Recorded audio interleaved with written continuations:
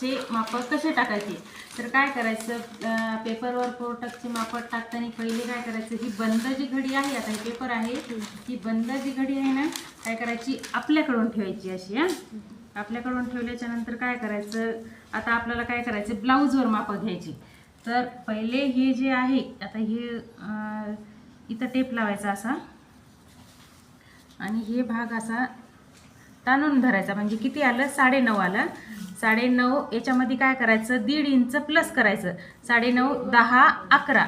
तर 11 काय करायचं आपल्याला इथं असं या इकडच्या बाजूनं 11 मार्क करून घ्यायची.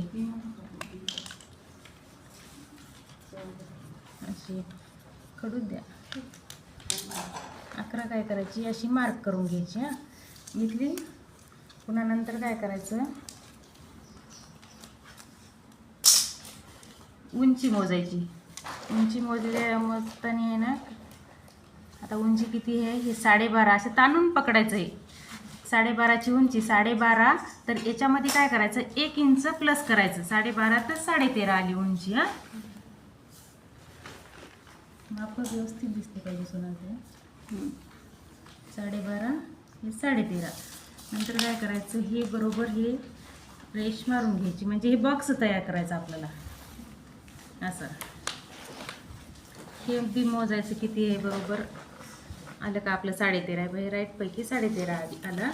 आता काय करायचं, इकडल्या साईडनं आहे ना 2 इंच गळा घ्यायचा. पुन्हा शोल्डर घ्यायचं 3 इंच आणि बगल घ्यायची 5.5. हे जे माप होतं हे पक्के ध्यानात ठेवायची. ही सरळ अशी रेष मारून घ्यायची, मोजायची नाही.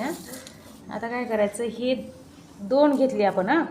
हे 2, हे 3 आणि हे 5.5. हे 5.5 घेतलं. पुन्हा इथून काय करायचं, 1 इंच घ्यायची.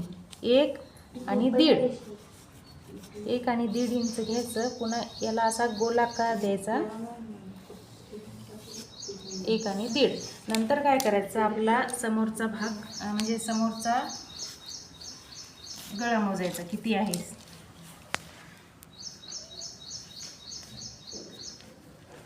समोरचा गळा असा ताणायचा नाही बरं, कधी पण असा ताणून नाही घ्यायचा. समोरचा गळा असा ठेवायचा आपल्याला, असाच ठेवला पाहिजे. त्यानंतर हे बघा आता किती आला, 5चा आला. समोरचा गळा 5चा आहे आपला. तर अर्धा इंच एक्स्ट्राचं घ्यायचं समोरच्या गळ्यामध्ये. तर काय करायचं, 5.5 घ्यायचं. 5.5 कुठून घ्यायचं, हे जे आपण 2 घेतलं ना त्या रेषेवर ठेवायचं. हे 5.5